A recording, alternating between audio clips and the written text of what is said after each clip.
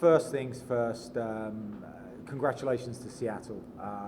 They've had a very special season. Had a chance over the last week to watch a lot of their games, and they've got an exciting team that score goals. Their victory against UCLA, and they've had some big wins this year. So congratulations to Coach Fewin and his team. It's as you saw today, it's an exciting team, and we knew that we'd have our hands full today. I do think we've got a special team as well, and enjoying a great journey, and I'm thankful that we came out on the other side today, because this was a very good Seattle team. Questions for both players?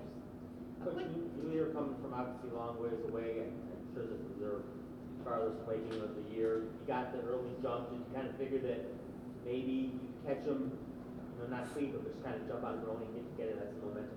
We asked the NCAA if we could play at 9 o'clock this morning to try to catch them, and look, it was set pieces can change matches, and it's about quality service, and that was a wonderful ball in, and Miles will talk to you about it, and will tell you that it was a thundering header from about 6 inches. So no, it was a great service, and Miles has stepped up and scored big goals this year against some big teams, and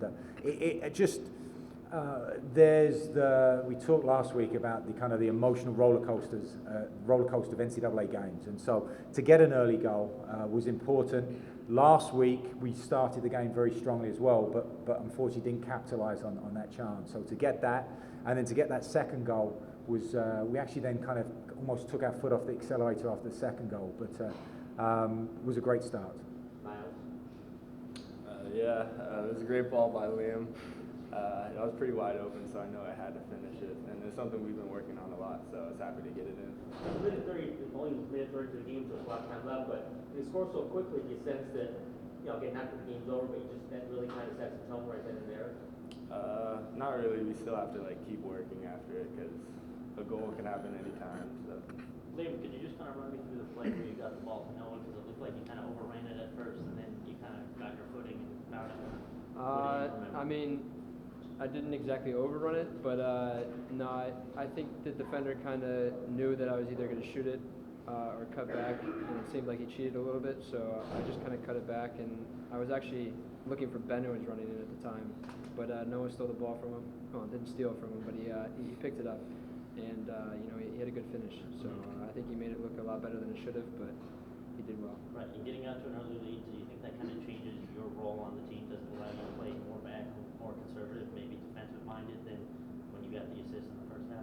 I still have my defensive responsibilities, but today I was only focused on the right back, and he didn't get up as much as he probably hoped, so it was a little easier for me to stay up top and try and get those balls in and get assists. How do you kind of view your role on the field all the time? Just a back and forth player, one who sees both sides of the field, defensively and offensively, and just kind of a rock for the team, always doing the dirty work and the hard work if it needs to be done. After the ACC tournament, you guys are playing the best soccer right now. It certainly is still looking that way. How can you kind of assess your group as this run continues? I'm sure both us and Seattle have played probably better soccer than today, but it was an exciting tournament game, like most of them are.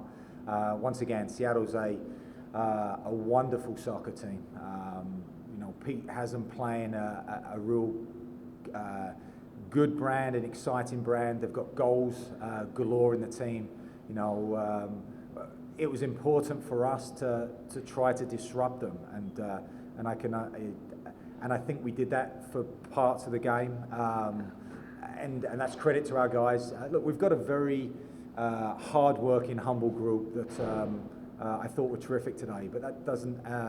Once again, Seattle is a champion team, and we're delighted to move on.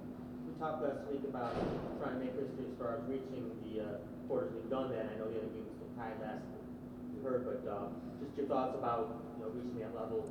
What was nice about this, and you'll get a chance to sit down with Coach Fewin, and you'll see a gentleman of a coach, and it's got a lot of respect for the Seattle program. As I said, they had a special season, and this is going to sound a little bit cliched, but I'm delighted for a Syracuse or a Seattle to move on. For both programs are probably deserved of moving forward. For us, certainly. We've accomplished so much in a short period of time, and to go a step further for this group. There was many questions asked about this group. We had a lot of turnover from last year and couldn't be happier or prouder of this group. And hopefully we've still got some soccer left in us. Julian, same question. Obviously, you're not done yet, but you have reached a spot where you know what your team has done before. I mean, it's awesome. Last year's Sweet 16 was big for us, but we want to go forward. I mean, Liam and I want to improve. The freshmen, they want to show what they got. They did it today. They did it the last couple of games, and we just want to prove every single time that we are a good team and that people realize it. Do you think people don't realize that? Some people don't. It's a good thing, though. You always want to prove yourself every single Sunday, and if we can keep doing it, it will be awesome. You were nodding your head on that one. Do you think some people may not realize how good Syracuse is yet? Yeah, I feel like we're always the underdog, even though I'm not sure if we should be, but I think it's a good thing. Julian, what were you looking for on that free kick that Jamal scored on? I hit it in the box. Was my goal. I made that, and they take care of it. What was going through your head when that ball came through the box? So that don't think Deep question. Don't miss it.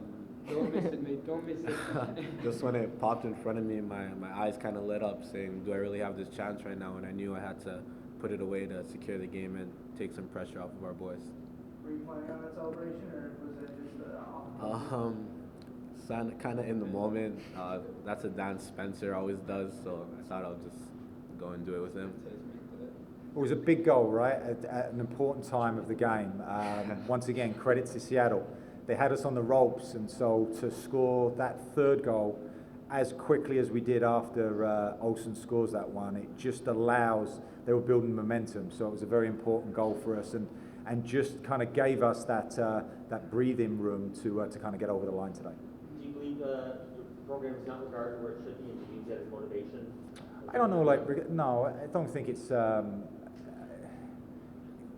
we realize that we're a pretty good soccer team, and as I said, we've got guys that feel that they, when they go out there, that when we play our brand of soccer and when we play to our strengths, I think we're a handful for a lot of teams. If you looked at the 16 teams that were in the competition this weekend, it's some wonderful soccer programs, some real tradition, and so. Syracuse, Seattle are very deserved in being in that group. So no, I don't think, we know that we're a good soccer team, and on our day, we can give teams a good game. As I said, same as Seattle has done this season. Kamal, defensively, how does your mindset change as a defender getting out to that early lead? Does it almost put more pressure on you guys because the onus is pretty much on you to keep the lead? Not really. I feel like when we get to an early lead, it kind of gets guys more fired up to keep pushing and go for more. So it kind of raises our level as a team, and we just push harder.